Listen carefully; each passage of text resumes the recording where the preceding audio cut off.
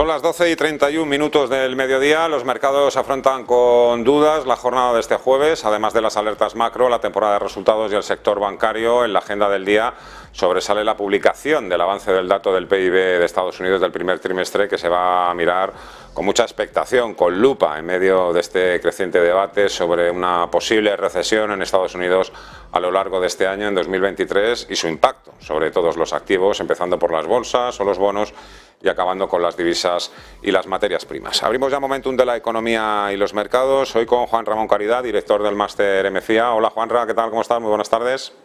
Muy bien, muy buenos días. Y con Javier Domínguez Navarro, gestor de carteras en Aurigabonos. Hola Javier, ¿qué tal? ¿Cómo estás? Muy buenas tardes. ¿Qué tal? Buenas tardes, Fernando. ¿Qué tal? Bueno, no estaba previsto, pero si queréis podemos empezar por esta última hora que nos ofrece expansión. Citafuentes desde el Gobierno dicen que Hacienda y el Gobierno de España, el Gobierno de Pedro Sánchez, se han comprometido sí o sí con Bruselas para reducir el déficit al 3% en 2024. He estado mirando en estos minutos que teníamos de publicidad. Creo que el déficit cerró en el 4,8% 2022, así que yo pensaba que estaba más alto. No sé si esto incluye también el déficit de la Seguridad Social, que no sé si las reglas fiscales de Bruselas tocan también ese palo, entiendo que sí. Pero bueno, 4,8, reducirlo al 3%, parece que sí que lo ve factible el señor Sánchez y su equipo. Javier. Bueno, hay que recordar que son dos elementos los que tiene que revisar, que son el nivel efectivamente del déficit, que cerró en el 4,8, y las expectativas del Gobierno previas a toda esta movida era que efectivamente en el 2025 sería donde se podría bajar al 2,95. Esas eran las expectativas que tenía anteriores. Ahora el señor Sánchez, como está en campaña, pues puede hacer virguerías. Pero ya digo que es, además del déficit, es el 60% de la deuda sobre el PIB. Estamos ahora en el 100, se cerró en el 113 el año pasado, quiere decir que las cantidades son enormes.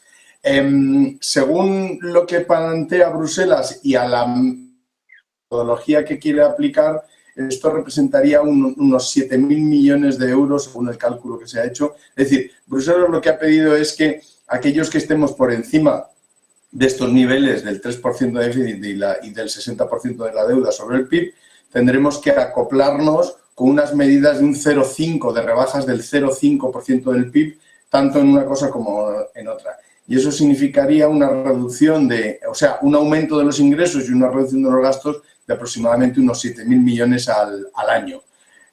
Eso es mucho dinero, y además va a ser sistemáticamente durante muchos años, ¿no? Nos va a costar hasta 8 años aproximadamente poder llegar. Hay que recordar que cuando pasamos la crisis del 2008, la de las subprimes y todo lo demás, nos costó, que ahí caímos, nuestro déficit cayó al 10% o el 11%, luego nos costó 10 años recuperarnos hasta llegar otra vez al 3%. Quiere decir que necesitamos una marcha de un 3%, de 10 años aproximadamente para recomponernos. Pero en fin, yo creo que el gobierno del señor Sánchez lo único que hace es gastar de una manera a su bola, y lo cierto es que nunca ha reducido gastos y, por tanto, bueno, pues lo que tenemos que ver es cómo van a acomodarse estas cosas. O sea que gastar, yo creo que lo podremos hacer, ¿eh? Y recaudar, Javier. Y recaudar, efectivamente. Juanra, ¿algún apunte? Es que tenemos que hacerlo. Bruselas lo ha dejado claro, no solo España, Italia, Portugal, todos los países. Es algo fundamental porque de nada sirve subir tipos de interés y aplicar una política monetaria menos expansiva si por el lado de la política fiscal estamos repartiendo subvenciones y dinero gratis a tutiplén. Eso al final hace que no se controle la inflación y es una pescadilla que se muerde la cola. Así que política monetaria y política fiscal tienen que controlar la inflación, y en ese sentido lo que no tiene sentido es que estemos viviendo o creyéndonos que estamos con unos niveles de crecimiento muy alto que son gentileza de unos déficits desbocados en un entorno de una deuda muy alta. No es un problema de mañana, porque los gobiernos, al contrario de lo que pasó en 2012-2014, cuando tuvimos muchos problemas de financiación y hubo la crisis de deuda europea, ahora los vencimientos son a más plazo. Es verdad que no tenemos tanto vencimiento a corto y se ha reestructurado la deuda, pero como muy bien estabais explicando, en la próxima década hay que afrontarlo y el tener vencimientos a 7 años es mejor que a 3, pero no nos podemos dormir en los laureles porque cuando vengan esos vencimientos vamos a tener que estar mucho más fit en términos de deuda de lo que estamos ahora.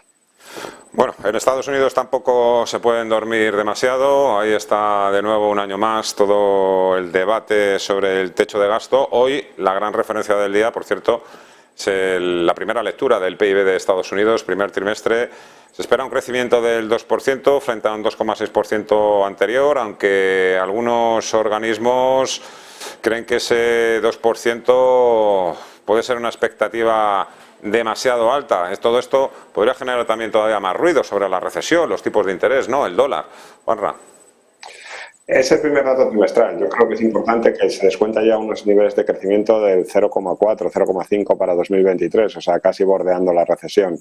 Viendo los datos de Credit Impulse, o sea, de cómo se está acelerando la restricción del crédito, con todo lo que ha habido, el flight to quality de dinero de bancos regionales a Fondo Monetario y además viendo las últimas estadísticas de los senior loans, es verdad que se está restringiendo crédito y eso se va a ver reflejado en el PIB. No sé si en este trimestre o en el que viene, pero sin duda que vamos a escenarios de crecimiento mucho más raquíticos, que yo creo que en el fondo es necesario para controlar la inflación. O sea que, aunque desde el punto de vista económico no es una buena noticia, desde el punto de vista financiero casi es más peligroso que los crecimientos sigan desbocados, porque se va a inferir que la inflación, sobre todo la subyacente y los salarios, no se controlan. Javier. Bueno, yo creo que esta predicción del PIB de USA del primer trimestre está en línea con lo que, y lo comentábamos no hace mucho, las predicciones del Fondo Monetario Internacional, que marcaba que Estados Unidos, que iba a ser la cuarta economía en crecimiento en el año 2023 en términos de PIB, que iba a 6.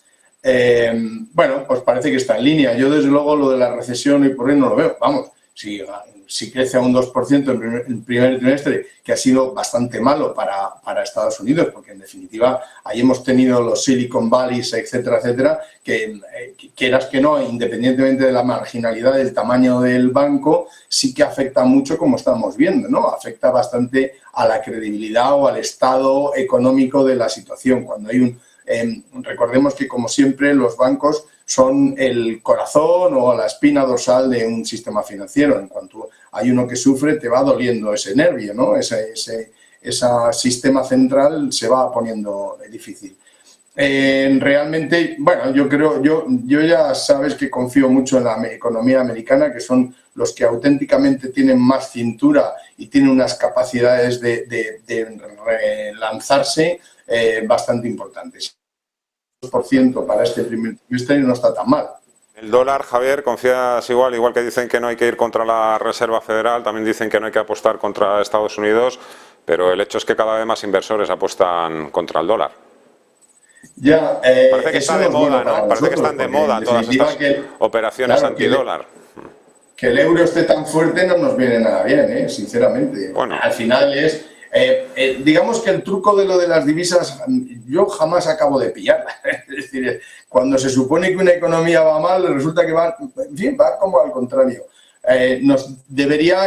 ¿Por qué el euro está tan fuerte y el dólar tan débil ahora mismo? Pues no acabo de entenderlo, porque en definitiva, insisto, que la economía americana siempre es mucho más dinámica, por tanto debería haber, y encima con los tipos de interés tan atractivos que tiene, es decir, que ahora mismo así estamos, ¿no? Es verdad que parece que es el momento de comprar ahora deuda americana, porque desde el euro, pero ¿hasta dónde va a ir el euro dólar, no? Ese es el problema de comprar, porque ahora mismo es súper atractivo. Con un euro tan fuerte, volvemos al give me two, con un 1,10, pero recordemos que hace nada estábamos en la paridad incluso por debajo, ¿no? Esto es muy volátil y muy cambiante. Entonces, hay que ser muy prudente. Entiendo que a las exportadoras europeas no les viene nada bien, pero desde luego el precio de la energía también, que se paga en dólares, el hecho de que el euro lo tengamos ahí fuerte, yo creo que es un buen colchón, ¿no? un buen amortiguador. En cuanto Desde luego, para todas materias primas y energía que están todas denominadas en dólares, nos viene bien, sinceramente. Pero es verdad que al final nosotros vivimos no tanto de consumir el petróleo, sino de vender y de vender a las mayores economías. Cuanto más vendamos, mejor en Europa, ¿no? Entonces, al final, se trata de exportar y para exportar no nos viene bien un euro dólar en ese nivel. Pero bueno, veremos a ver por dónde se van los temas. De momento, la economía USA, de nuevo, que es la más importante, que crezca un 2%, nos parece bien. Juanra, ¿por qué está tan fuerte el euro y el dólar tan débil? No me vale que me digáis porque quieren Powell y Lagarde. Mojo todo lo que pueda, pero poquito. Yo creo que lo primero es porque Yellen, la Secretaría del Tesoro americana, tiene que afrontar un problema en mayo, que es el del techo de deuda. Siempre es la misma historieta, es el lobo que no acaba de llegar, pero bueno, van a tener que pactar. Yellen tiene cierto margen para tener líneas de crédito de emergencia, pero ese es un primer problema. El segundo, y yo creo que en el corto plazo, es mucho el diferencial de expectativas de crecimientos, lo que condiciona el movimiento a corto. O sea, si no es cuánto crezca Europa o cuánto crezca Estados Unidos, sino cuánto se esperaba que creciera Europa hace 3 meses respecto a las expectativas que había descontadas en Estados Unidos. Y venimos de unas expectativas tan malas sobre Europa, guerra, crisis energética, que ahora están sorprendiendo al alza expectativas y eso ayuda. Y luego yo creo que el tercer punto que es importante y por lo que ahora pues hay gente que habla de 1,10 a 1,15, Javier lo explica bien directamente, o sea, a Estados Unidos le interesa exportar y para controlar que no caigas en una recesión muy agresiva, si estás restringiendo política monetaria, pues la válvula del sector exterior te ayuda mucho. Entonces, si tú estás apretando dentro, pero dejas caer al dólar un poquito, vas a exportar con más facilidad y como energéticamente es casi autosuficiente, pues lo que estás ganando es cierta competitividad por sector exterior cuando estás restringiendo el crédito interno. Así que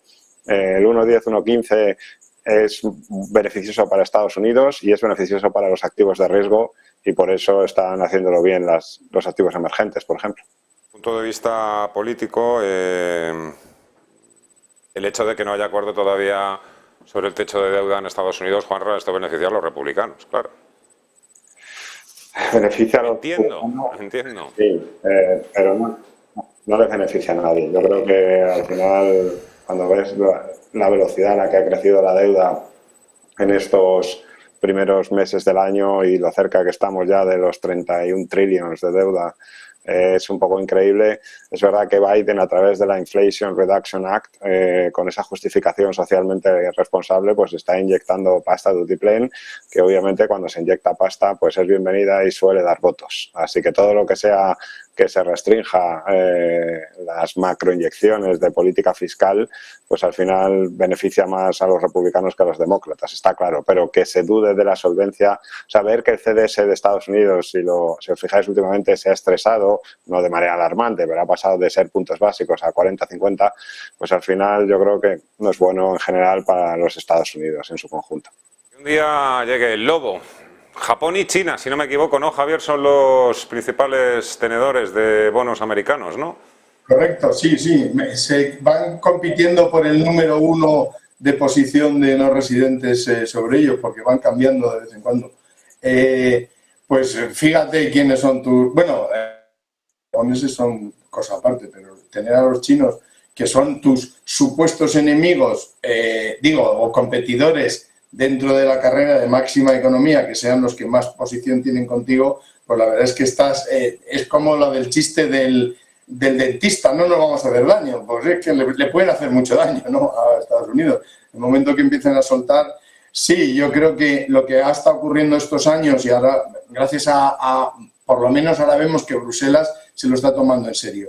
Yo creo que toda esta expansión económica que hemos tenido en los últimos años, precisamente por la concatenación de crisis, ha llevado a un paroxismo financiero, inundando de dinero, y yo creo que los gobernantes han perdido la cabeza y se han puesto a gastar de manera absolutamente desbocada. Y precisamente lo que está ocurriendo ahora mismo en Europa, esperemos que sea creíble y que sea perdurable. Es decir, esta tensión que hay ahora sobre poner tensión en el tema del déficit y de la deuda, yo creo que es fundamental. yo no sé en Estados Unidos, porque ellos pueden con todo, insisto que son los más dinámicos, pero en Europa es una locura y además teniendo en cuenta que tenemos una doble personalidad en Europa, que tenemos los del norte que son perfectamente discretos con el gasto y siempre mirando las cosas con sentido común, y luego estamos los demás que nos estamos volviendo locos.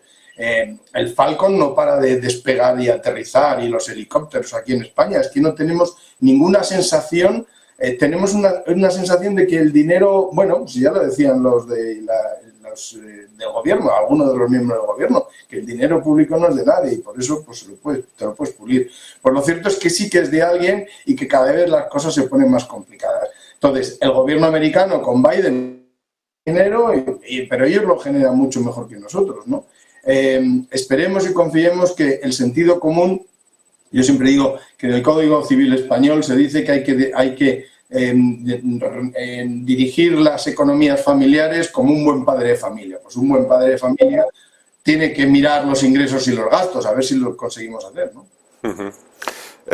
Ahora que ha salido también el tema de Japón, mañana reunión del Banco Central, se estrena Ueda, Juanra. En principio es que no sabemos muy bien por dónde se va a mover. Parece que todo apunta a que en principio va a mantener la política ultraexpansiva de su antecesor, pero claro, también hay muchos economistas que empiezan a decir, ojo, porque si el Banco Central de Japón también empieza a subir tipos, la apreciación del yen puede poner también o puede generar un fuerte impacto a nivel mundial, precisamente porque los japoneses van a empezar a repatriar mucho dinero que tienen fuera.